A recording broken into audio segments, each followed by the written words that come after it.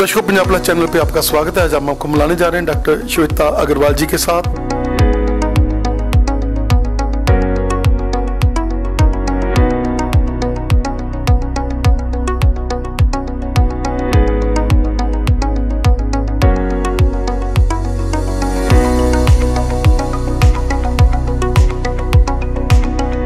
दर्शकों, Punjab plus channel पे आपका स्वागत है। आज हम आपको मिलाने जा रहे हैं डॉक्टर श्वेता अग्रवाल जी के साथ, जो पिछले लंबे समय से अपनी सेवाएं गायनी ऑब्स्टेट्रिशियन में दे रहे हैं और अभी जलंधर के हर्ट में विनायक हॉस्पिटल में इनकी सेवाएं हैं। ये एज ए एमडी यहाँ पर सेवाएं अपनी दे रहे हैं। डॉक्टर साहब, स्वागत है आपका हमारे स्पेशल शो में। नमस्ते। डॉक्टर साहब, क्या कहना चाहेंगे कि गायनी जो आज से 20-25 साल पहले हम देखते थे कि लेडीज़ काम करते करते ही जो है बच्चों को जन्म दे देती थी, लेकिन ये ज़माना जो है वो बहुत ही ज़्यादा प्रीशियस हो गई हैं और बहुत ही जैसे पहले 3-3, 4-4 बच्चे होते थे, अब एक एक बच्चा है। क्या कहना चाहेंगे? बिल्कुल, आजकल एक बच्चा भी होना बहुत मुश्किल है और अगर एक होता है तो प्रेगनेंसी बहुत सिंपल नहीं रही। पहले घर में बैठे प्रेगनेंसीज हो जाती थी, घर में बैठे ही बच्चे भी हो जाते थे, घरों में ही डिलीवरीज भी हो जाती थी। पर टाइम के साथ जैसे सब कुछ चेंज हुआ है तो इन चीज़ों में भी चेंजेस आ गई हैं। कंसीव करने में प्रॉब्लम आती है, फिर बच्चा हो जाए तो उसमें मदर्स की बहुत सारी चीज़ों की प्रॉब्लम्स आ जाती हैं, काफ़ी कुछ डिटेक्ट हो जाता है। फिर कई बार डिलीवरी नॉर्मल नहीं हो पाती तो सिजेरियन हो जाता है। बदलते समय के साथ सारा कुछ चेंज हो गया है और ज़्यादा टेस्ट कराने लग गए हम लोग, तो और चीज़ें डिटेक्ट भी हो जाती हैं, तो शायद सारा सिनेरियो ही बदल गया है। तो सब वो ज़माना जब पूरा पेट जो है ऑपरेशन के लिए काट दिया जाता था, काफ़ी बड़े बड़े हिस्से, और ये ज़माना लेप्रोस्कोपी का ज़माना है जिसमें आप स्पेशलिस्ट हैं। क्या कहना चाहेंगे? लेप्रोस्कोपिक सर्जरी जो है ना, वो एक तरह से वरदान है उन लोगों के लिए जिसको कोई भी सर्जरी की ज़रूरत है, क्योंकि आजकल सारी सर्जरीज लेप्रोस्कोपी, जिसे कई लोग लेज़र कह देते हैं, उसके द्वारा की जा सकती है।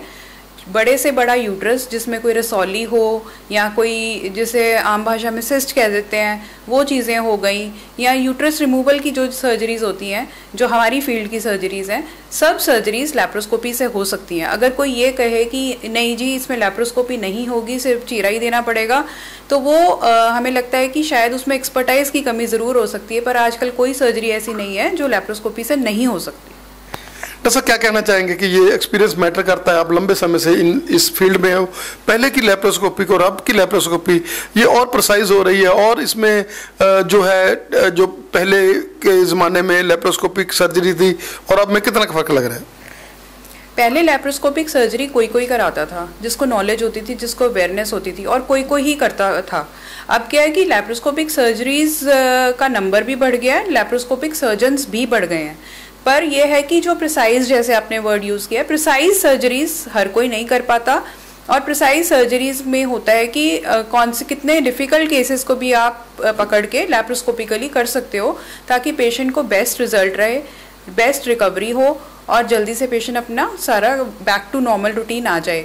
इनफर्टिलिटी के केसेस में जैसे हम लोग बहुत अच्छे रिजल्ट्स दे पाते हैं कि लेप्रोस्कोपिक सर्जरी की और साथ ही पेशेंट कई बार 1-2 महीने में कंसीव भी कर जाता है।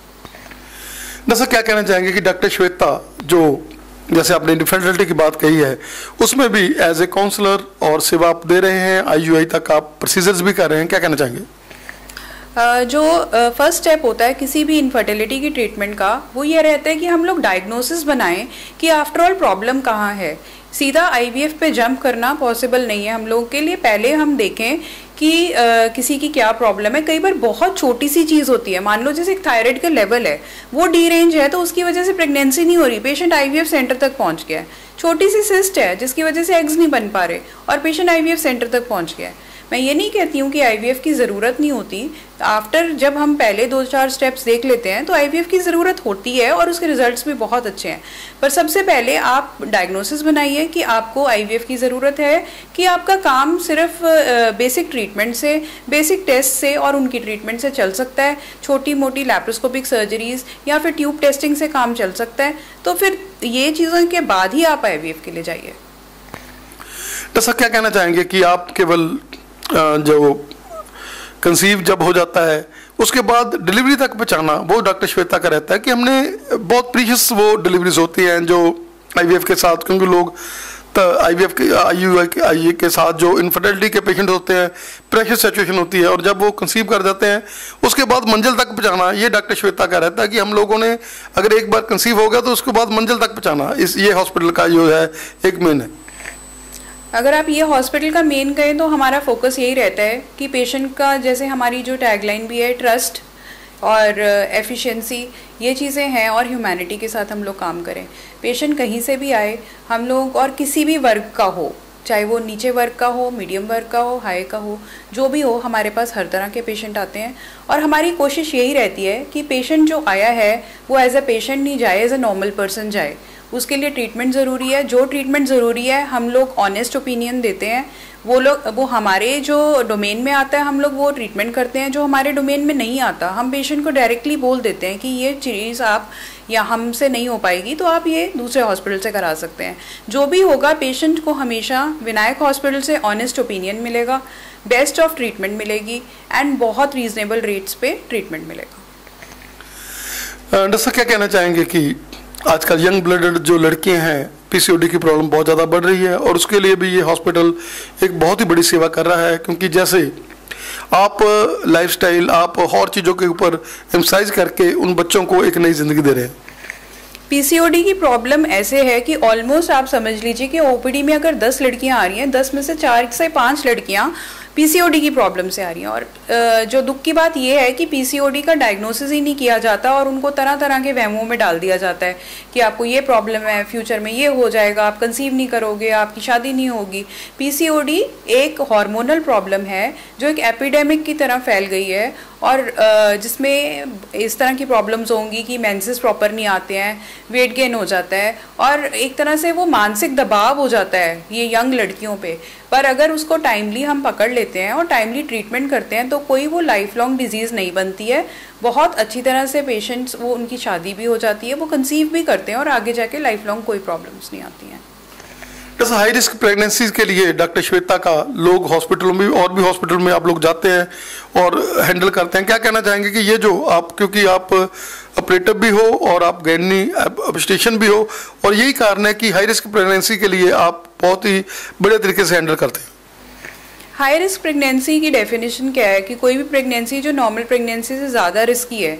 जैसे जो पेशेंट है, मान लो उसको अगर शुगर की प्रॉब्लम है, उसको कोई BP की प्रॉब्लम है, या उसकी 2-3 मिसकैरेजेस के बाद उसको प्रेगनेंसी हुई है, कोई पेशेंट जिसने IVF के बाद कंसीव किया, ये सारे हाई रिस्क में आते हैं। कोई पेशेंट जो है जिसका वेट ज़्यादा है वो हाई रिस्क में आता है। तो इन प्रेगनेंसीज में क्या होता है कि स्पेशल केयर, स्पेशल अटेंशन की ज़रूरत है, टाइम टू टाइम कुछ टेस्ट, कुछ मॉनिटरिंग की ज़रूरत है, ताकि थ्रू आउट प्रेगनेंसी उसकी कोई कॉम्प्लिकेशन ना आए और सेफ वो डिलीवर कर सके, चाहे वो नॉर्मल हो या सिजेरियन हो। हम मदर एंड बेबी को दोनों को सेफ रखें।